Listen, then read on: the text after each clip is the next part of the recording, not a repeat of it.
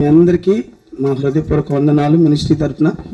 అలాగే మా యొక్క మినిస్ట్రీ నాయకులు మన మధ్యలో ఉన్నారు. మరి విజయవాడ నుంచి సురక్షితంగా వారిని రాత్రి మన మధ్యకి తీసుకొచ్చారు. డేవిడ్ పాల్ గారికి అలాగే మేడం గారికి కూడా నా హృదయపూర్వక వందనాలు. అలాగే యొక్క మినిస్ట్రీ ప్రెసిడెంట్ గారైన యశ్వత్మయ్య గారికి కూడా పెద్దలు నా హృదయపూర్వక వందనాలు. నా తోటి దైవ సేవకులందరికీ కూడా నా హృదయపూర్వక వందనాలు. మరి చిన్న ప్రార్థన చేసుకొని మనం వాక్యంలోకి వెళదాం. దేవదేవుడు మరి చక్కటి వర్తమానం, మొదటి వర్తమానం మనకు అందించి ఉన్నాడు. మరి టయానికే, మరి దైవ సేవకులు నిర్ణయించబడిన సమయానికే మనం ఇక్కడి నుంచి సెలవు తీసుకుందాం. చిన్న ప్రార్థన చేసుకుందాం. మహాగణుడా, మహోన్నతుడా, సర్వకృపానిధికి దేవా, నీ పాదాలకు వందనాలు చెల్లిస్తున్నాం. ఇప్పటి వరకు నాయన్ని దాసు నిలబెట్టుకుని చక్కటి వర్తమానం మీరు మాకు అందించినందుకు నీకు వందనాలు. ఈ రాత్రి నీ దాసులకు నిలబడుచుండగా నీవు మాతో మాట్లాడి మహిమ పొందమని, ప్రతిష్ఠుడు కార్యాలు లయపరచమని యేసుపేట అడుగుచున్నాము తండ్రి, ఆమేన్. దయచేసి అందరం కూడా ఒక్క నిమిషం మన వాక్యంలోకి వెళ్దాం. మరి ఇప్పటి వరకు కూడా అయ్యగారు మరి నిలువరమైన పట్టణం గురించి చక్కగా మనందరికి కూడా వివరించి ఉన్నారు.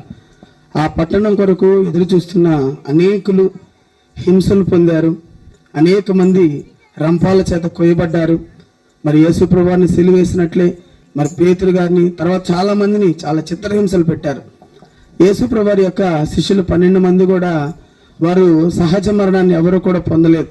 వాళ్ళందరూ కూడా ఆ మనుషుల చేత కొట్టబడి, మనుషుల చేత చిత్రహింసలు చేయబడి వాళ్ళందరూ చనిపోయినట్టుగా మనం చూడగలం. ఈ రోజున మనం ఇన్ని కష్టాలు, ఆ రాజ్యంలో మనం ఉండాలి అన్న ఒక ఆశతో మనం ఎదురు చూస్తూ ఉన్నాం. ఎన్నో ప్రభుత్వాలు మారిపోతూ ఉన్నాయి, మనుషులు మారిపోతూ ఉన్నారు, సంస్థలు మారిపోతూ ఉన్నాయి. కానీ ఒకటి మనం గుర్తుపెట్టుకోవాల్సిన విషయం ఏంటంటే, మనల్ని పిలిచిన దేవుడు, మనల్ని ఎన్నుకున్న దేవుడు నమ్మకమైన దేవుడు అయి ఉన్నాడు. హల్లెలూయా, స్తోత్రం చెప్దాం గట్టిగా, హల్లెలూయా. కాబట్టి ఈ పరిస్థితులన్నీ మనం ఎదుర్కొంటున్నప్పుడు ఈ కష్టం, దుఃఖము ఒక్కోసారి అనిపిస్తుంది, ఆ పరలోకం మనం ఎదురు చూస్తున్నాం కదా, అసలు ఉంటుందా, లేకపోతే దేవుడు మనల్ని మర్చిపోయాడా అని కొన్ని సందర్భాల్లో మనకు అనిపిస్తూ ఉంటాయి. మనకు వస్తున్న ఇబ్బంది కావచ్చు, మనం ఎదుర్కొంటున్న అవమానం కావచ్చు, మనం ఎదుర్కొంటున్న నిందలు కావచ్చు, ఇవన్నీ మన పరిస్థితులు, చుట్టూ ఉన్న వాతావరణాన్ని బట్టి అనేక సార్లు మనల్ని మనం అవమానించుకునే పరిస్థితులు వస్తాయి. కొన్ని సార్లు మనం కృంగిపోయే పరిస్థితులు వస్తాయి. కానీ ఈరోజు మనం గుర్తుపెట్టుకోవాల్సిన ఒక విషయం ఏంటంటే, ఆయన చూచుచున్న దేవుడై ఉన్నాడు. హల్లెలూయా. నీ కష్టం ఏంటో తెలుసు, నీ బాధ ఏంటో తెలుసు, నీ దుఃఖం ఏంటో తెలుసు, నువ్వు దేని కొరకు ఎదురు చూస్తున్నావో తెలుసు, దేని కొరకైతే తగ్గించుకుంటున్నావో తెలుసు, దేని కొరకైతే నిన్ను నువ్వు సాత్వికంతో లేకపోతే పరిశుద్ధంతో కట్టుకుంటున్నావో ఆయనకు అన్నీ కూడా తెలుసు. కాబట్టి ఈరోజు ఎవరు ఎలా ఉన్నప్పటికీ కూడా హాగర్ అనేది బైబిల్లో ఒక మాట మనం చదువుకొని మనం ముందుకెళ్దాం. చూద్దాం ఒకసారి. ఆదికాండం 16వ అధ్యాయంలో 13వ వచనం ఒకసారి చదువుకుందాం. 16వ అధ్యాయం 13వ వచనం త్వరగా. అది చూచుచున్న దేవుడవు నీవే అని పేరు తనతో మాట్లాడిన యెహోవాకు పెట్టెను. హల్లెలూయా. ఈ మాట మనం గమనిస్తున్నప్పుడు హాగరు, ఇందాక అయ్యగారు చెప్పారు అబ్రహాం గారి గురించి. మనం ఈ హాగరు గురించి చదువుతున్నప్పుడు ఈమె బైబిల్లో మొట్టమొదటిసారిగా ఏ దేవునికే పేరు పెట్టిన ఒక స్త్రీగా మనకు కనబడుతుంది. ఆమె గురించి మనం చదువుతున్నప్పుడు తను ఒక దాసిగా యజమానురాలింటికి తేబడింది, ఐగుప్తు నుంచి తేబడింది. ఆ తర్వాత కనానులోనికి వాళ్ళందరూ కూడా నివాసం ఉన్నారు. తన జీవితంలో ఏది తన ఇష్ట ప్రకారంగా జరగలేదు, మనుషుల ఇష్ట ప్రకారంగా జరుగుతూ వస్తుంది.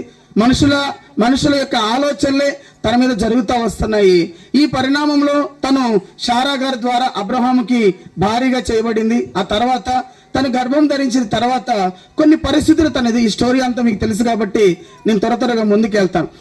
తన యజమానుల ద్వారా, తన కుటుంబం ద్వారా అనేకమైన పరిస్థితులు ఎదుర్కోవాల్సి వచ్చింది. ఆ తర్వాత ఏ ఇంటికైతే దాసిగా చేయబడిందో ఆ ఇంటి నుంచి వెలివేయబడ్డ ఒక స్త్రీగా మనకు కనబడుతుంది. ఆమె వెలివేయబడింది, దిక్కులేంది అయిపోయింది. ఎవరైతే అడ్రస్ అనుకుందో, ఎవరైతే తనను పోషిస్తారనుకుందో, ఎవరైతే తను నడిపిస్తారనుకుందో, ఎవరైతే తనకు ఆధారంగా ఉంటారనుకున్నారో ఆ ఇంటి నుంచే ఈరోజు హాగర్ నెట్టిపోయినట్టుగా మనం చూడగలం. ఈరోజు మనం కూడా ఏ దేవుడైతే మనకు గొప్పగా ఉన్నాడని ఈరోజు చాటుకుంటూ నమ్మకంగా బ్రతకాలనుకుంటున్నామో, నమ్మకంగా జీవించాలని తీర్మానం చేసుకుని బ్రతుకుతున్నప్పుడు చుట్టూ పరిస్థితులు ఎంతగానో మనల్ని నలగొడుతున్న పరిస్థితులుగా మనం చూస్తున్నాం. ఇక్కడ హాగర్ పరిస్థితి కూడా అలాగే అయిపోయింది. చివరికి ఒంటరిది అయిపోయింది, అరణ్యానికి వెళ్ళింది, గమ్యం లేని స్థితిలోనికి ఉండిపోయింది. అరణ్యంలో అక్కడ బైబిల్లో రాయబడి ఉంది, ఆమె అరణ్యంలో ఇటు అటు తిరుగుతూ ఉన్నట్టుగా, గమ్యాన్ని పోగొట్టుకున్నట్టుగా మనం చూస్తున్నాం. ఈరోజు మనం ఎట్టి పరిస్థితుల్లో కూడా మనల్ని ఎవరు ఎన్ని రకాలుగా అవమానపరిచినా, ఎన్ని రకాలుగా మనల్ని నిందించినా కూడా మనం గుర్తుపెట్టుకోవాలి, మనం దేని కొరకు అయితే కనిపెట్టుకుంటున్నామో ఆ నిలువరమైన పట్టణాన్ని గురించి కనిపెట్టుకున్న మనం ఎప్పటికీ నిరాశ చెందడానికి వీల్లేదు. ఏ పరిస్థితులు కూడా మనల్ని ఒంటరి వారిగా చేయలేవు. కనిపెట్టుకునే దేవుడు ఒక అతను మనతోనే ఉంటాడు. మన ప్రతి స్థితిగతిని ఆయన గమనిస్తూనే ఉన్నాడు అన్న సంగతి మనం గుర్తుపెట్టుకోవాలి. అరణ్యంలో అయిన వారు తను వదిలిపెట్టేయచ్చు, ఆధారమైన వాళ్ళు తను వదిలిపెట్టచ్చు, దిక్కైన వారు తను వదిలిపెట్టచ్చు, లేకపోతే చేసుకున్నవాడు కట్టుకున్నవాడే ఆధారమైన వాడే నెట్టివేయచ్చు. కానీ తను కనిపెట్టుకుంటే ఒక దేవుడు వచ్చాడు, ఆగర్ని కనిపెట్టుకున్నాడు, తనకు ఒక వాగ్దానం ఇచ్చాడు, తను చూశాడు, తన దాహాన్ని తీర్చాడు. మళ్ళా ఏ ఇంటి నుంచి అది నెట్టివేయబడిందో మరలా ఆ ఇంటికే దేవుడు నడిపించాడు. హల్లెలూయా. కాబట్టి ఈ రోజు నా ప్రియ సంఘ బిడ్డలారా, దేవుని బిడ్డలారా, ఈ రోజున మన అవమానాన్ని చూస్తున్న దేవుడు ఆయన, మన ఒంటరితనాన్ని చూస్తున్న దేవుడై ఉన్నాడు. లేకపోతే దేవుని కోసం మనం నిలబడి చేస్తున్న మన ఉపవాసాన్ని, లేకపోతే మన ప్రార్థనను, మన కన్నీటిని చూస్తున్న దేవుడై ఉన్నాడు. మనల్ని ఎవరు పట్టించుకోకపోవచ్చు, ప్రతి దాన్ని కూడా చూస్తున్నాడు ఆయన.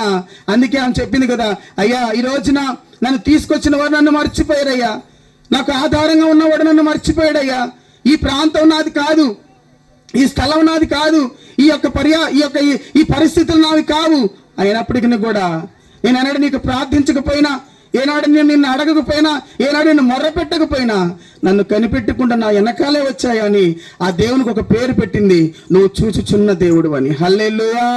స్తోత్రం చెప్తాం గట్టి, హల్లెలూయా. ప్రియ దేవుని బిడ్డలారా, మనల్ని చూస్తున్న దేవుడు ఉన్నాడు. నీ దుఃఖాన్ని చూస్తున్నాడు ఆయన, నీ ఒంటరితనాన్ని చూస్తున్నాడు. ఇంకా మన బైబిల్లో మనం గమనించినట్లయితే చూద్దాం ఒకసారి. ఆదికాండం 29వ అధ్యాయం 31 చదువుకుందాం ఒకసారి. 29వ అధ్యాయం 31 వచనం. 29వ అధ్యాయం 31 వచనం. లేయా ద్వేషించబడుట యెహోవా చూచెను. హల్లెలూయా. ఈ రోజున దేని కొరకైతే నిలబడి ద్వేషించబడుతున్నాం, అవమానించబడుతున్నాం మనం. పరలోకం ఉందా? వీళ్ళు పరలోకం కోసం చూస్తున్నారు. లేకపోతే ఈరోజు ఎందుకండి మనకి కష్టం తిరగబడలేక, లేకపోతే ఎందుకు ఈ బాధ, ఈ దుఃఖం వదిలిపెట్టలేక అంటే, ఇందాక అయ్యగారు చెప్పారు, ఈ ప్రాంతం నిలువరమైంది కాదు, మనం ఉంటున్న ప్రాంతాలు నిలువరమైన కావు. అందుకే ఆ ప్రాంతం కోసం, ఆ నిత్య జీవం కోసం మనం ఎదురు చూస్తున్నాం. ఈ రోజున ఇక్కడ బైబిల్ రాయబడింది, లేయా ద్వేషించబడుట దేవుడు చూచి ఉన్నాడు. ఈరోజు మనం నిలువరం లేకుండా పోతున్నామండి. మన బ్రతుకులు తరంబడే పరిస్థితులు ఉంటున్నాయండి. కానీ ఏం కాదు, ద్వేషించబడుతున్నావా, నువ్వు అవమానించబడుతున్నావా, దేవుని కోసం నిలబడి అనేకల చేత నిందించబడుతున్నావా, ఏం భయపడాల్సిన అవసరం లేదు. చూచుచున్న దేవుడు ఒక ఆయన ఉన్నాడు. ఇక్కడ మనం గమనిస్తున్నప్పుడు ఈ లేయా యొక్క స్టోరీ కూడా మనం చూస్తున్నప్పుడు, తండ్రి నమ్మకమైన వాడిగా లేడు, తన ఇష్టం లేకుండా అది కూడా జరిగిపోయింది. యాకోబుతో వివాహమైంది. సరే కట్టుకున్నాడంటే అక్కడ ఉంది కదా, లేయాని చూసి తెల్లారి అసహించుకున్నాడు యాకోబు. భర్త వదిలేశాడు, తండ్రి తన చేతులు దులుపుకున్నట్టుగా మనం చూడగలం. వివాహం ఈ రోజున ఇష్టం లేకుండా చాలా మందికి వివాహాలు జరుగుతున్నాయి. కొన్నిసార్లు వాళ్ళు ఇష్టపడి చేసుకుని తంటాలు పడుతున్నారు. చాలా ఉన్నాయి, 2 స్టోరీలు ఉన్నాయి. ఇక్కడ మనం గమనిస్తే లేయాకి ఇష్టం లేని వివాహం చేయబడింది, తండ్రి చేతులు దులుపుకున్నాడు. కట్టుకున్నవాడు నాకు వద్దని వదిలేశాడు. తోడబుట్టింది అండగా ఉండుకుంటుంటే తోడబుట్టిన యొక్క రాహేలు భయంకరంగా తన అవమానపరచడం స్టార్ట్ చేసింది. భయంకరంగా తను నిందిస్తున్నట్టుగా మనం చూస్తున్నాం. ఈ రోజున ఎవరు మన వారండి, ఎవరు మనతో ఉండేదండి? మీరు గమనించండి ఒకసారి. అన్నదమ్ములకు పడట్లేదు, అక్క చెల్లెలకు పడట్లేదు. దేనికోసం మనం నిజంగా మనం ఒకసారి గమనిస్తే మనం అసలు మన ఊపిరి, భక్తుడు అంటాడు, ఇది గడ్డి పువ్వు లాంటిది, నీటి మీద బుడగ లాంటిది మన జీవితం. ఎప్పుడు రాలిపోతామో తెలియదు, ఎప్పుడు వాడిపోతామో తెలియదు, ఎప్పుడు నలిగిపోతామో కూడా మనకి తెలియదు. కానీ ఈ యొక్క పోరాటాలు, ఈ యొక్క అవమానకరమైన పరిస్థితులు, ఒకరినొకరు చంపుకునే పరిస్థితులు, అందుకే వీటన్నిటి మీద వాళ్ళు ఆశ పెట్టుకోలేదండి, నిలువరమైన పట్టణం మీద ఆశ పెట్టుకున్నారు. హల్లెలూయా. కాబట్టి ఈ రోజున అక్క తన స్వార్థం కోసం అలా వెళ్ళిందని చెప్పి చెల్లి తన స్వార్థంతో అక్కని ద్వేషించడం ప్రారంభించింది. ఎవరు వదిలిపెట్టుకున్న దేవుడు వదిలిపెట్టరు కదండి. ఈ రోజున దేవుని సేవలో ఉంటున్న మనం, దేవుని కొరకు బ్రతుకుతున్నప్పుడు మనల్ని ఎవరు వదిలిపెట్టినా, ఎవరు పోషించినా, ఎవరు పోషించకపోయినా పరమందున దేవుడు చూస్తున్నాడు, మనకు సమస్తాన్ని సమకూరుస్తాడు అంతే. హల్లెలూయా. స్తోత్రం చెప్దాం గట్టిగా, హల్లెలూయా. లేయా ద్వేషించబడడం దేవుడికి ఇష్టం లేదు, చూశాడు ఆయన. కొన్నిసార్లు నేను అనుకుంటా, మనం అవమానించబడడం, మనం ద్వేషించబడడం, లేకపోతే మనం ఇరుకులో పడడం, ఇబ్బందుల్లో పడడం, అవన్నీ కూడా మనకి కొన్నిసార్లు ఆశీర్వాదాన్ని తెచ్చిపెడతాయండి. అందుకే శోధించబడిన మీదట ఏమైందంట? శుద్ధ సువర్ణంగా మార్చబడతామంట మనం. ఒక రోజున బంగారం ఇనుము మాట్లాడుకుంటున్నాయంట. ఒక రోజున ఏం మాట్లాడుకుంటున్నాయి? బంగారం అను ఇనుము. ఇనుముతో బంగారం అంటది కదా, కొన్ని వేల దెబ్బలు, శుద్ధి దెబ్బలు నా మీద పడుతున్నాయి. వాడు చిన్న చిన్న మొక్క తీసుకొని దాన్ని వాడికి ఆకారం వచ్చిందాకా నన్ను కొడుతూనే ఉంటాడు. నా నుంచి ఎలాంటి శబ్దం కూడా రాదు. కానీ నువ్వు పెద్దదాని అయ్యుండి ఒక్క దెబ్బ కొడితే ఎందుకు అంత శబ్దం చేస్తావని అడిగిందంట. ఎవరో? బంగారం అడిగిందంట. అప్పుడు ఇనుమనిందంట, కొట్టేవాడు నీకు సంబంధించిన వాడు కాదు, కొట్టేవాడు నా నుంచి తీయబడిన నాకు సంబంధించినవాడు అని చెప్పిందంట. హల్లెలూయా. అందుకే దావీదు అంటాడు, నా ఇంట భోజనం చేసిన నా హితుడే నన్ను తనడానికి తన మడిమనెత్తాడు. మన వాళ్ళే మనకు శత్రువులు అయిపోతారు. దేవుని కోసం మనం కనిపెడుతున్నప్పుడు, దేవుని రాకడ కొరకు ఎదురు చూస్తున్నప్పుడు కొన్నిసార్లు కన్న వాళ్ళే మనకు శత్రువులు అయిపోతారు, అన్నదమ్ములే మనకు శత్రువులు అయిపోతారు. మన పక్కన మన చుట్టూ తిరిగి సంతోషంతో మనతో కలిసిమెలిసి తిరిగిన వాళ్ళే కొన్నిసార్లు మనకు శత్రువులు అయిపోతారు. ద్వేషించబడేటట్టు స్థితిలోకి వెళ్ళిపోతాం. మంచి చేసి కూడా మనం అవమానించబడతాం. ప్రేమను పంచి కూడా తృణీకరించబడతాం. వాళ్ళని చేరదీసి కూడా అవమానించబడతాం. కానీ భయపడాల్సిన అవసరం లేదు. మనం ద్వేషించబడడం దేవుడు చూస్తూ ఉన్నాడు. హల్లెలూయా. అక్కడ బైబిల్లో రాయబడింది, లేయా ద్వేషించబడుట యెహోవా చూచి వెళ్ళిపోలేదండి. అక్కడ ఉంది బైబిల్లో, ఆమె గర్భం తెరిచాను. హల్లెలూయా. ఏ వ్యక్తి అయితే ద్వేషించబడిందో ఆ వ్యక్తే యాకోబు గారికి మొదటి సంతానాన్ని భూమి మీదకి తీసుకొచ్చింది. హల్లెలూయా. కాబట్టి ఈ రోజున ద్వేషించబడుతున్న మనకి, అవమానించబడుతున్న మనకి, నిందించబడుతున్న మనకి దిక్కు లేదని ఏ రోజు కూడా నువ్వు అనుకోవద్దండి. మన వెనకాల ఎవరు లేరు అనుకోవద్దు, మనకు అండ లేదు అనుకోవద్దు, మనల్ని పలకరించే వాళ్ళు లేరు అనుకోవద్దు. ఇరుగు పొరుగు నన్ను చూస్తేనే ఒకలాగా వాళ్ళ మొహాలు మారిపోతుంది అనుకోవాల్సిన అవసరం లేదు. ప్రతి క్షణం ఆకాశమున్న దేవుడు నిన్ను చూస్తూనే ఉన్నాడు. హల్లెలూయా. నువ్వు నెట్టి వేయబడడం చూస్తున్నాడు, లేకపోతే నువ్వు గెంటి వేయబడడం చూస్తున్నాడు, ఆధారం లేని దానిగా ఉన్నప్పుడు చూస్తున్నాడు. ఈ రోజున ద్వేషించబడడం కూడా దేవుడు చూస్తున్నాడు. అందుకే వీళ్ళందరూ, ఒక బైబిల్ ఉంది కదా, 12 మంది భయంకరమైన చిత్రహింసలతో చనిపోయినప్పటికీ కూడా, భయంకరమైన అవమానాలతో, నిందలతో, రాళ్లతో కొట్టబడి, కొరడాలతో కొట్టబడి, లేకపోతే బల్యాల చేత పొడవబడి, కారు మీద పోసి కాల్చబడి చంపబడినప్పటికి కూడా ఈ ఇహపరమందు ఒక చాతగాని వాళ్ళు చనిపోయారు. కానీ అక్కడ బైబిల్ ఉంది కదా, 24 మంది పెద్దలతో సింహాసనం మీద కూర్చున్నప్పుడు ఈ 12 మంది అపోస్తులు కూడా అక్కడ ఉన్నారు. చప్పలు కూడా స్తోత్రం చెల్లిద్దా. హల్లెలూయా. ఈ లోకంలో వారికి సుఖం లేదు, ఈ లోకంలో వారికి సంతోషం లేదు, ఈ లోకంలో వారికి ఆనందం లేదు. దేనికోసం? ప్రభువుని నమ్ముకున్నందుకు. దేనికోసం? ప్రభు సువార్త ప్రకటిస్తున్నప్పుడు. హల్లెలూయా. పాపం చేశారా? దొంగతనం చేశారా? కొన్ని వ్యభిచారం చేస్తారా? ఎవరైనా ఆస్తిని కొల్లగొడుతున్నారా? ఎవరైనా ఆస్తిని దోచుకుంటున్నారంటే ఏమి కాదండి. ఓన్లీ స్వార్థ ప్రకటిస్తేనే తీసుకెళ్లి పద్మాసు దీపంలో పడేశారు. స్వార్థ ప్రకటిస్తున్నందుకే సౌలు, పేతురు, యోహాను, యాకోబులు చంపడానికి వెళ్ళాడు. ఎవరిది ఆశపడతలేదు. సువార్తే కదండి, మంచే కదా చెప్పేది. మారమని చెప్తున్నారు, త్రాగుడు మానుకోయ్యా అని చెప్తున్నారు, లేకపోతే నువ్వు ఉన్న పరిస్థితి మంచిది కాదమ్మా అని చెప్తున్నారు. ప్రభు నమ్ముకో, పరిశుద్ధంగా బతుకు, మంచిగా తల్లిదండ్రులను గౌరవించు, అన్నదమ్ముల్ని ప్రేమించు, ఇరుగు పొరుగు వారిని యేసయ్య ప్రేమ పంచు, అదే కదా చెప్పేది. లేకపోతే మీ తల్లిని వదిలే, నీ తండ్రిని వదిలే, ఇరుగు పొరుగు వారిని ద్వేషించు, వాళ్ళని అవమానపరచు, వాళ్ళ దరిదాపులకు వెళ్ళొద్దని ఏ సంఘము సేవకుడు బోధించరండి. హల్లెలూయా. అన్నదమ్ములను కలుపుతుంది సంఘం, తల్లి బిడ్డల్ని కలుపుతుంది సంఘం, లేకపోతే నెట్టివేయబడిన పరిస్థితిలో ఆదరణిస్తుంది సంఘం, ఓదారుస్తుంది సంఘం. వాళ్ళకు స్వార్థ ప్రకటిస్తున్నాడు దైవ సేవకుడు. కానీ ఈ రోజున అలాంటి వారిని ద్వేషించే స్థితిలోనికి వచ్చాం, అవమానపరిచే స్థితిలోని ప్రజలు ఉంటున్నారు. కానీ ఏం కాదు, మన ఫలం పరలోకమనుంది. హల్లెలూయా. అందుకే పౌలు సింపుల్గా అంటాడు, మంచి పోరాటాన్ని పోరాడి తిని. మనం మామూలుగా ఆలోచిస్తే, పౌలు గురించి ఆలోచిస్తున్నప్పుడు, పౌలు ఒక గొప్ప ఉన్నతమైన కుటుంబానికి చెందినవాడు, సకల విద్యలో అభ్యసించిన వాడు, అన్ని దేశాల్లో పౌరసత్వం కలిగిన వాడు. అంటే వీసా అన్ని దేశాలకు ఉంది ఆయనకి, ఎక్కడికైనా వెళ్ళి రావచ్చు. అంత గొప్ప టాలెంట్ కలిగిన వాడు సౌలుగా ఉన్నప్పుడు. తను మార్చబడిన తర్వాత పౌలు స్వస్థతలు, అద్భుతాలు, ఆశ్చర్యకార్యాలు పక్కన పెడితే ప్రతి చోట ఎక్కువ సమయం సంఘాల్లో కంటే, ఇంట్లో కంటే పౌలు ఎక్కడున్నాడండి? పౌలు ఎక్కడున్నాడు? సరసాల్లో. ఏంటి? బైబిల్ వాడల వ్యాపారి కొడుకై ఉండి, ఒక ఉన్నతమైన కుటుంబానికి చెందినవాడై ఉండి, సకల విద్యలు అభ్యసించిన వాడై ఉండి, గమాలియేలు పాదాల దగ్గర విద్య అభ్యసించి ఒక ఉన్నతమైన కాలేజీలో పట్టా పొందిన వాడై ఉండి, ఆస్తిపరుడు కోటీశ్వరుడై ఉండి సరసాల్లో ఉండాల్సిన పరిస్థితి ఎందుకు వచ్చింది? సరసాల్లో ఉండాల్సిన ఆ స్థితి ఎందుకు వచ్చిందంటే మంచి చెప్తున్నందుకే కదా, స్వార్థ చెప్తున్నందుకే కదా. కానీ జీవితాంతం ఇరికించబడ్డాడు, జీవితాంతం అవమానించబడ్డాడు, జీవితాంతం సరసాల్లోనే ఉన్నాడు. చివరికి ఏం చేశారు? ఆయన్ని తలకాయి నరికి చంపేశారు, నరికేశారు తలకాయని పౌలుకి. కానీ పౌలు ఒక మాట అంటాడు, మంచి పోరాటం అంటారు. ఏంటంట? గట్టిగా స్తోత్రం చెప్పండి, గట్టిగా హల్లెలూయా. ఏం పోరాటం ప్రభువా! నేను నమ్ముకోక ముందు తినడానికి తిండి ఉండేది, మంచి కాలేజీలో ఉన్న నా తండ్రి ఉన్నతమైన కుటుంబానికి చెందినవాడు, అన్ని దేశాలకు వీసా నా దగ్గర ఉంది. నేను నమ్ముకుంటే నాకెందుకు ఈ కష్టాలు, నాకెందుకు ఇబ్బందులు, బంగ్లాల్లో ఉండాల్సిన నా బ్రతుకుని సరసాల్లో పడేసావయ్యా అని ఏ రోజు కూడా పౌలు అవమానించలా, దేవుని నిందించలా. ఇది మంచి పోరాటం, ఇది మంచి పోరాటం. నువ్వు ద్వేషించబడుతున్నావా, నిందించబడుతున్నావా, అవమానించబడుతున్నావా? ఒక్కటి గుర్తుపెట్టుకో, నువ్వు చేసేది మంచి పోరాటం. హల్లెలూయా. నువ్వు వెళుతున్న బాట మంచిది. దావీదు అంటాడు, శ్రమ కలగక మునుపు త్రోవ తప్పితిని, ఇప్పుడైతే కరెక్ట్ గా ఉన్నా దేవుళ్ళో అంటాడు. ఈరోజు నిజంగా చెప్తున్నా, శ్రమ పడుతున్నావా, అవమానించబడుతున్నావా, నిందించబడుతున్నావా? నిజమైన భక్తి నీది. హల్లెలూయా. స్తోత్రం చెప్తాం గట్టిగా.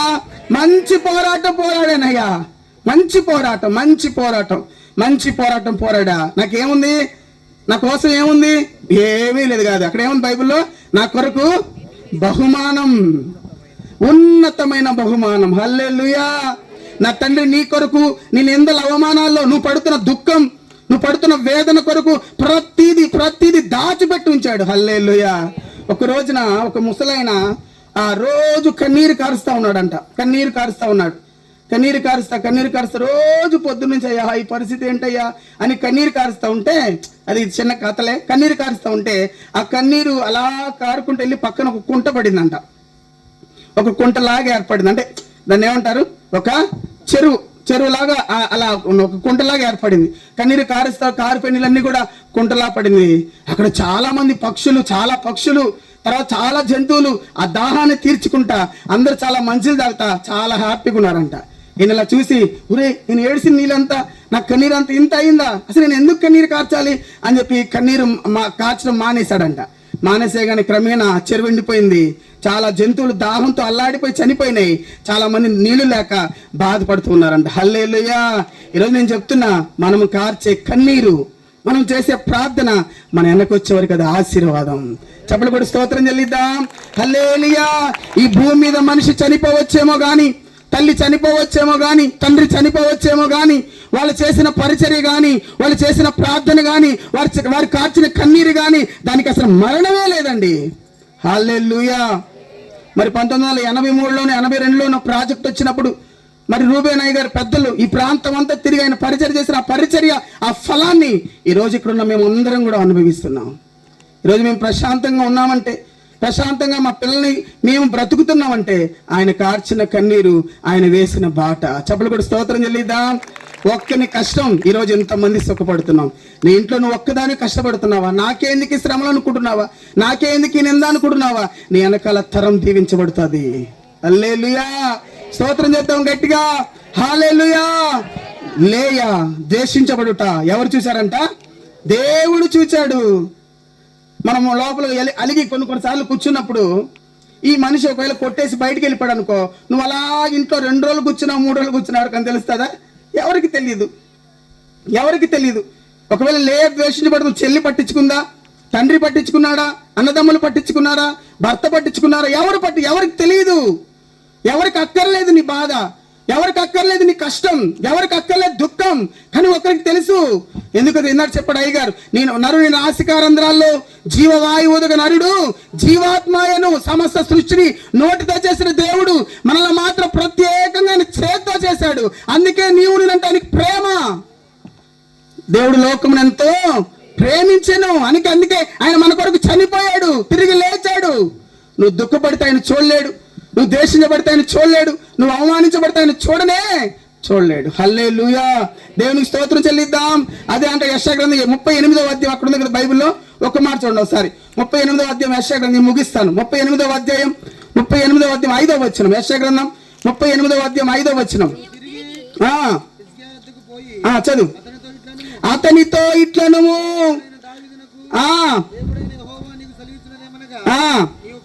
నీవు కన్నీళ్లు విడుచుట నేను చూచితిని. హల్లెలూయా. మన కన్నీరుని చూస్తున్నాడు ఆయన.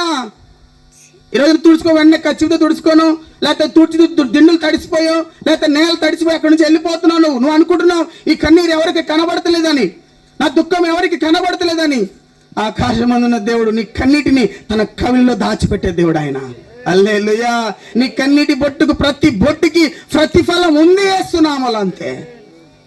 ఈ సంఘ క్షేమాభివృద్ధిలో దేవుడు నీతో మాట్లాడుతున్న మాట, ఇక్కడున్న ప్రతి ఒక్కరితో మాట్లాడుతున్న మాట, మనల్ని చూసే ఒక కన్నుంది, మనల్ని కనిపెట్టుకునే ఒక కన్నుంది, మన మీద శ్రద్ధ కలిగిన ఒక కన్నుంది. మన పడుకో, అందుకే కూర్చుండుట నేలేచి ఉండుట, కూర్చుండుట నేలేచి ఉండుట బాగుగా ఎరిగి ఉన్నావు. ఇప్పుడు మన పిల్లల్ని హాస్టల్లో వేస్తాం, వాళ్ళు ఎలా ఉన్నారో మనకు తెలియదు. పిల్లవాడు పొద్దున్న 9 స్కూల్కి వెళ్తాడు, సాయంత్రం 5 వస్తే మనకి తెలీదు. అందుకే తల్లి తన బిడ్డలను మరిచిన నేను మరువను. హల్లెలూయా. ఈ రోజున లోకం మనల్ని మర్చిపోవచ్చండి, లోకం మనల్ని విడిచిపెట్టొచ్చండి. హిజ్కియా కన్నీళ్లు విడుచుట చెప్పిన ప్రవక్తకు కూడా తెలియదు. ఆకాశమందున్న దేవుడు హిజ్కియా కన్నీళ్లను చూశాడు, నెట్టి వేయబడిన హాగరును చూచాడు, ద్వేషించబడుతున్న లేయాను చూచాడు, కన్నీరు కారుతున్న హిజ్కియాను దేవుడు చూచాడు. ఈరోజు నిన్ను చూస్తున్నాడు, నన్ను చూస్తున్నాడు. కాకపోతే ఈ చూస్తున్న దేవుడు ఏం చేశాడయ్యా, పాస్టర్ గారు ఏం చేశాడయ్యా అంటే, తగిన సమయం ముందు ఆయన హెచ్చించేంత వరకు ఆయన బలిష్టమైన హస్తం కింద మనం దీన మనసుకులై ఉండాలి. ఒక సమయం వస్తుంది, కట్టుటకు, నాటుటకు, పెరిగి వేయబడటకు, కూల్చుటకు ఒక సమయం ఉంది. ఆ సమయం వచ్చినప్పుడు నీ ఆశీర్వాదాన్ని, నీ ఫలింపుని, నీ అభివృద్ధిని ఆపటం ఎవ్వరి వల్ల కూడా కాదు. చప్పట్లు కూడా స్తోత్రం చెల్లిద్దామా? హల్లెలూయా. ఎవరు దాన్ని ఆపలేరు, అంతే. ఎవరు దాన్ని ఆపలేరు. ఈ రోజు ఇంతసేపు 2 గంటల సేపు అలా కూర్చొని నడుము నొప్పి కొంతమందికి, మోకాళ్ళ నొప్పులు కొంతమందికి, చేతుల నొప్పులు కొంతమందికి, అలా ఓర్చుకొని వెళ్తున్నారు. చూసావా, ఇక్కడతో అయిపోయింది అనుకున్నారా? ఇదంతా నా దేవుడు రాసి పెడతాడు. హల్లెలూయా. పలానా రోజు కందుకూరులో ఆ రాత్రి మీటింగ్ లో నా బిడ్డ నువ్వు పడిన ప్రయాసకు ఫలంగా ఇదిగో హెబ్రీయులకు రాసిన పత్రిక 6వ అధ్యాయం ఉంది కదా, మర్చిపోవడానికి ఆయన అన్యాయస్తుడు కాదు. పక్కన చెప్పండి, దేవుడు అన్యాయస్తుడు కాదని చెప్పండి. దేవుడు అన్యాయస్తుడు కాదు, దేవుడు అన్యాయస్తుడు కాదండి. మన దేవుడు అన్యాయస్తుడు కాదు. ఏ నిలువరమైన పట్టణం కోసం నీకు కనిపెట్టుకొని, ఏ నిలువరమైన పట్టణం కొరకు ఎదురు చూస్తూ దుఃఖంతో నువ్వు గడుపుతున్నావో దాన్ని చూచే దేవుడు మనతోనే ఉన్నాడు. చెప్పండి, ఈ రోజున మనం ద్వేషించబడడం దేవుడు చూస్తున్నాడు. ఈరోజు మనం కన్నీరు కారుస్తాం కూడా ఆయన చూస్తున్నాడు. ఇంకొక మాట ఉంది, నిర్గమాకాండం 3వ అధ్యాయం 7వ వచనం చేస్తే అక్కడ ఒక మంచి మాట మనం చూస్తాం. చూడండి ఒకసారి, నిర్గమాకాండం 3:7. త్వరగా, నిర్గమాకాండం 3వ అధ్యాయం 7వ వచనం. మరియు యెహోవా ఇట్లనెను, నేను ఐగుప్తులోనున్న నా ప్రజల బాధను నిశ్చయముగా నేను చూచితిని. చాలు, నిశ్చయముగా నేను చూచితి. నాకు ఒక అర్థం కాని ఒక విషయం నాకు అనిపించింది చదువుతున్నప్పుడు. 430 సంవత్సరాలు ఇశ్రాయేలీలు ఐగుప్తులో బానిసత్వాన్ని అనుభవించాడు. భయంకరమైన బానిసత్వం మనం అనుభవించారు కదా. అనుభవిస్తున్నప్పుడు వాళ్ళు అనుకున్నాం, ఈ 430 సంవత్సరాలు ఒక్క రోజైనా వాళ్ళ ప్రార్థన విన్నట్టు కానీ, లేకపోతే ఒక్క రోజైనా వాళ్ళని దర్శించినట్టు కానీ బైబిల్లో ఉందా? బైబిల్లో ఉంది. 430 సంవత్సరాలు ఒక్క రోజైనా వాళ్ళని అయ్యో నా బిడ్డలు ఎంతో కష్టపడతారని ఉందా అక్కడ? ఎందుకు దేవుడు ఈ 430 సంవత్సరాలు ఇశ్రాయేలుతో మాట్లాడలేదండి? సరే, ఒక 300 సంవత్సరాలు తీసేద్దాం, పెద్దవాళ్ళందరూ చేద్దాం. ఒక 40 సంవత్సరాలు వేసుకుందాం, ఆ పైన 30 సంవత్సరాలు, ఆ 30 సంవత్సరాలు వేసుకుందాం. ఈ 30 సంవత్సరాలు కూడా దేవుడు ఎందుకు మాట్లాడలేదు? చూస్తున్న దేవుడే. కాబట్టి ఒక్కడు గుర్తుపెట్టుకోవాలి, ఈ 30 ఏళ్లలో అక్కడ నాకు అనిపించింది అసలు ప్రార్థన చేసి ఉండరు. హల్లెలూయా. ఈ 430 ఏళ్ళు పక్కన పెడితే వాళ్ళలో ఎప్పుడైతే ప్రార్థన ప్రారంభమైందో వెంటనే దేవుడు చూడడం ప్రారంభించాడు. హల్లెలూయా. ఈ పరిస్థితులన్నీ ప్రభువా నా దుఃఖం నీకు తెలీదా, నా వేదన నాకు తెలియదు, దేవుడు నన్నేం అనుకోకూడదు. లోకం చెప్తుంది అడగందే అమ్మైనా అన్నం పెట్టదని లోకం చెప్తుంది. దేవుడు కూడా చెప్పాడు, అడుగుడి మీకు ఇవ్వబడును, వెతకండి మీకు దొరుకుతుంది. ఈ కష్టాల్లో, దుఃఖాల్లో, వేదనలో నువ్వు దేవుని వెతకడం ప్రారంభించాలి. దేవునితో మోకరించడం నేర్చుకోవాలి. దేవుని ముందు ప్రార్థన చేయడం నేర్చుకోవాలి. ఎప్పుడైతే నీ ఇంట్లో ప్రార్థన ప్రారంభం అవుతుందో, నీ జీవితంలో ఎప్పుడైతే ప్రార్థన ప్రారంభమైందో వెంటనే ఆకాశం తెరవబడుతుంది. హల్లెలూయా. వెంటనే ఆయన వాక్కు నీకు వస్తుంది. నీ బాధను చూచి అక్కడ ఉంది కదా, చదువు ఒకసారి. ఇశ్రాయేలు బాధ నిశ్చయముగా నేను చూచి ఉన్నాను. వారిని కష్టపెట్టు వారిని బట్టి వారు పెట్టిన మొర్రను వింటిని, వారి దుఃఖములు నాకు తెలిసే ఉన్నవి కాబట్టి ఐగుప్తుల చేతుల నుండి వారిని విడిపించుటకును ఆ దేశం నుండి విశాలమైన మంచి దేశమున కొనగా, అక్కడ రాయబడి మంచి దేశం, వారిని విడిపించి మంచి దేశానికి తీసుకెళ్తా. విడిపించడానికి, మంచి దేశానికి వెళ్ళడానికి కారణం ఏమైందంటే ప్రార్థన. ఈరోజు మన సమస్యలతో అలసిపోయి ప్రార్థన చేయటం మానేస్తున్నాం, మందిరాలకు రావడం మానేస్తున్నాం చాలా మంది. ఒకరోజు అన్నాడు యేసన్న గారి దగ్గరికి ఇద్దరు స్త్రీలు వచ్చారంట. నేను ముగిస్తాను. ఇద్దరు స్త్రీలు వచ్చారంట. మొదటగా ఒక స్త్రీ వచ్చింది. యేసన్న గారు అడిగాడంట, ఏమా ప్రార్థన రావట్లేదు, ఏమైందమ్మా? ఇదివరకు 24 గంటల మందిర పరిచర్య భార్యాభర్తలు చేస్తూ ఉండేవాళ్ళు, ఎంతో కన్నీరు కారుస్తూ ఉండేదానివి, ఎంతో దుఃఖపడతా ఉండేదానివి, ఈ మధ్య ఏంటమ్మా అస్సలు ప్రార్థన రావట్లేదంటే అని చెప్పిందంట. అన్నయ్య, ఆ రోజులు చాలా గడ్డు పరిస్థితులు అన్నయ్య, చాలా ఇబ్బంది పడ్డాం, ఇద్దరం భార్యాభర్తలు కన్నీరు కార్చుకున్నాం అన్నయ్య. దేవుడు మమ్మల్ని ఆశీర్వదించాడు అన్నయ్య. చాలా వ్యాపారం పెట్టాడు ఆయన, వ్యాపారం బాగా విస్తరించింది, చాలా శాఖలు విస్తరించింది. ఆయనకి ఈ మధ్య ఖాళీ ఉండట్లా, నాకు కూడా ఖాళీ ఉండట్లేదు అన్నయ్య. ఎక్కడ రావటానికి, ప్రార్థన రావడానికి ఖాళీ లేదు. ఆశీర్వదించిన దేవుడిని మర్చిపోతున్నప్పుడు మరలా మొదటి స్థితికి వస్తాం మనం. హల్లెలూయా. కాబట్టి ఆమెనింది. రెండో ఆవిడ వచ్చింది. అమ్మా, ఏమ్మా ఇప్పుడు ఎలా ఉన్నావు, బాగున్నావా? ఈ మధ్య ఏంటమ్మా ఎక్కువగా మందిరంలో కనబడుతున్నావు, ఆ మధ్య కనబడేదాన్ని కాదు, ఈ మధ్య తెగ కన్నీరు కరుస్తున్నావు, ఏమైందమ్మా అంటే, అన్నయ్య అప్పుడు వ్యాపారాలు బాగా చేసామా, అసలు అప్పుడు మందిరాన్ని తీరికే లేదన్నయ్య, ఈరోజు అంతా పోయింది, దేవుడు మాకు అన్యాయం చేశాడన్నయ్య, అందుకే మరలా ప్రార్థనకు వచ్చామని అని చెప్పిందంట. ఒక ఆమెమో న్యాయం చేస్తే ప్రార్థన మానేసింది, ఒక ఆమెమో అన్యాయం చేస్తే ప్రార్థన మానేస్తుంది. ఇది ఎక్కడండి? న్యాయం చేసినా ప్రార్థన మానేస్తారు, అన్యాయం జరిగినా ప్రార్థన మానేస్తారు. ఏం చేసాడు మీ దేవుడు, ఏం చేశాడు మనకు దేవుడు? ఇక ప్రార్థన లేదు, ఏం లేదు అంటారు కొంతమంది. కొంతమంది ఏమో రెస్ట్ లేదా, ఏం దేవుడు ఎంత చేశాడు అబ్బాబా, కానీ మందిరానికి అంత తీరిక లేదంటారు కొంతమంది. కానీ ఈరోజు ఒక్కటి చెప్తున్నా, దేవుని సేవకుడిగా మనం గుర్తుపెట్టుకునే ఒక విషయం, మనం హెచ్చించబడే కొద్దీ ఆయన బలిష్టమైన హస్తాల కింద తగ్గిస్తూ మనం వెళ్ళాలి. హల్లెలూయా. కాబట్టి వాళ్ళ బాధను చూసిన దేవుడు చూచినట్టు పోలేదండి. హాగర్ని చూసిన దేవుడు చూచినట్టు పోలా. ఏ ఇల్లు అయితే ద్వేషించిందో, ఏ ఇల్లు అయితే అవమానించిందో, ఏ ఇల్లు అయితే నెట్టివేసిందో అదే ఇంటికి హాగర్ని మరలా పంపాడు దేవుడు. ఏ పరిస్థితులు అయితే లేయా ద్వేషించబడిందో, ఏ పరిస్థితులు అవమానించబడిందో, కన్నవారికి, కట్టుకున్న వారికి, తోబుట్టులకి భారమై బ్రతికిందో, ఆ భారాన్ని తొలగించి ఆ భారానికి కారణమైన గర్భఫలాన్ని దేవుడు తెరిచాడు. తర్వాత హిజ్కియా ఏ రోగం వచ్చి చనిపోతానని దుఃఖపడి వేదన పొంది, ప్రభువా నాకు దిక్కెవరు ప్రభు అని కన్నీరు కారుస్తున్నప్పుడు చూసిపోలా దేవుడు. కన్నీరు చూసిన దేవుడు ఏం భయపడకలే, బాధపడకని చెప్పిపోలా. చూసిన దేవుడు 15 సంవత్సరాల ఆయుష్ని పొడిగించాడు. ఇశ్రాయేలు బాధను చూసిన దేవుడు ఊరికే పోనీలా, వాళ్ళని పాలు తేలు ప్రవహించే దేశానికి, ఆ పరలోక పట్టణానికి నడిపించాడు. హల్లెలూయా. ఈ రోజున చూసిపోయే దేవుడు కాదాయన.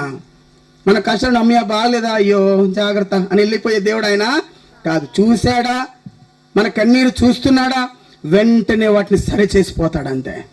అందుకే ప్రతి ఉదయం చేతులు చాపి మనం ఆయన సన్నిధిలో ప్రార్థించాలంట. ప్రభువా ఈ దినాన్ని బట్టి స్తోత్రమయ్యా, మాకు సహాయం చేయ ప్రభువా అని మనం ప్రతిరోజు కూడా ఆయన ముందు కన్నీరు కార్చేవారుగా ఉండాలి. మన కన్నీరు చూచే దేవుడు, మనం దేశించబడడం చూచే దేవుడు, మన బాధను చూచే దేవుడు, అన్నిటికి కూడా ఒక ముగింపును దేవుడు ఇస్తాడు. ఈ పరిస్థితులన్నిటి బట్టి కొన్నిసార్లు కలవరపడుతున్నప్పుడు, భయపడుతున్నప్పుడు గుండెల్లో ఒక ధైర్యం ఏంటి తెలుసా, వీటన్నిటికీ దేవుడు ఒక మంచి ముగింపునిస్తాడు. హల్లెలూయా. ఖచ్చితంగా ఒక మంచి ముగింపు ఉంటుంది మనకి. ఊరికే మనం అలా ఏమి చూడకుండా కన్నీరు కారుస్తూ మన జీవితాలు ముగిసిపోవు. అప్పుడు మనం చూడకుండా ఎలా చనిపోనిస్తారండి దేవుడు. ఖచ్చితంగా ఆశ గల ప్రాణాన్ని తృప్తి పరచే తీసుకుపోతాడు దేవుడు. హల్లెలూయా. కాబట్టి మనం ఆశ కలిగి కన్నీరు కారుస్తున్న మనం ఆయన వైపు చూసేవారిగా ఉన్నాం. ఈ లోకంలో ఏ ఉన్నా లేకపోయినా, ఈ లోకంలో ఎవరు ప్రేమించినా ప్రేమించకపోయినా, ఈ లోకంలో మనల్ని ఎవరు ద్వేషించినా, ఎవరు గౌరవించినా గౌరవించకపోయినా, ఆ నిలువరమైన పట్టణం కోసం మనం చూద్దాం. దానికోసమే ఈ శ్రమలు, దానికోసమే ఈ అవమానం. ఎంతో మంది సేవకులు కొడుతున్నారు, రోడ్ల మీదకి వెళ్తున్న అవమానకరంగా మాట్లాడుతున్నారు, చేతగాక సేవలేక. ఈ పాస్టర్ గారు అలా ఉన్నారు, ఎలా ఎంత చదువుకున్నారు, మరి చెల్లి ఎంత ఉద్యోగం చేస్తే అయినా కూడా వాళ్ళు ఎంత నమ్మకం, కన్నీరు కార్చి. కారణం ఏంటి తెలుసా? దేవుడు ఒక ఈ లోకంలో ఉన్నది కాదు, దేవుడు ఒక గొప్ప బహుమానాన్ని ఇస్తాడు. దానికోసం తన చదువును కూడా పక్కన పెట్టి దేంట్లోకి వెళ్ళినా ఒక మంచి ఉద్యోగం వస్తుందండి సురేష్ పాస్టర్ గారికి. కారణం ఎన్ని పక్కన పెట్టి ఈరోజు సేవలో ఉంటున్న కారణం తెలుసా? వీటికంటే శ్రేష్టమైన దేవుడు నాకు ఇస్తాడు. హల్లెలూయా. కాబట్టి ఈ చిన్న వాటి కోసం కురింగిపోవద్దు, ఈ చిన్న వాటికి నువ్వు దుఃఖపడొద్దు, ఈ చిన్న వాటి కోసం నువ్వు ఎన్నో పరిస్థితులండి భక్తుల జీవితాల్లో. హెబ్రీ పత్రిక మీరు చదువుకుని ఎన్ని పోరాటాలు అనుభవించారండి. అగ్నిగుండం రాకపోతే ఈరోజు షడ్రక్ మేషక్ అబేద్నెగోల చరిత్రలో ఉండేవాళ్ళు కాదు. సింహాల బోను రాకపోతే దానియేలు చరిత్రలో ఉండేవాడు కాదండి. మేము తల నరకకపోతే పౌలు చరిత్రలో ఉండేవాడు కాదు. 12 మందిని చిత్రహింసలపై చంపపోతే ఆ పరలోకంలో 12 సింహాసనాలు వచ్చాయి కాదు. ఈ లోకంలో హింస పొందుతున్న, బాధపడుతున్న, దుఃఖపడుతున్న మనందరికీ చూచుచున్న దేవుడు ఒక గొప్ప బహుమానంతో రాబోతున్నాడు. హల్లెలూయా. అక్కడ పాట ఉంటుంది, వస్తానన్న యేసురాజు రాకమానున తెస్తానన్న బహుమానం. ఎవరి కోసం? తన యందు భయభక్తులు గల వారి నిమిత్తం ఆయన దాచిన బహుమానం ఎంతో గొప్పది. ఆయన యందు భయభక్తులు కలిగి ఓర్చుకుంటూ కన్నీరు కారుస్తూ అవమానాలు దుఃఖాలు భరిస్తూ ఉంటున్నావా? ఒక గొప్ప బహుమానాన్ని ఈ రాత్రి దేవుడు నీ కోసం తేబోతున్నాడు. హల్లెలూయా. స్తోత్రం చెప్దాం గట్టిగా. ఈ ఒకరు ఎవరు ప్రేమించినా ప్రేమించకపోయినా ఆయన వైపు చూడండి. ప్రేమించే దేవుడు, కనికరించే దేవుడు, విడిపించే దేవుడు, గొప్ప చేసే దేవుడు ఆయన.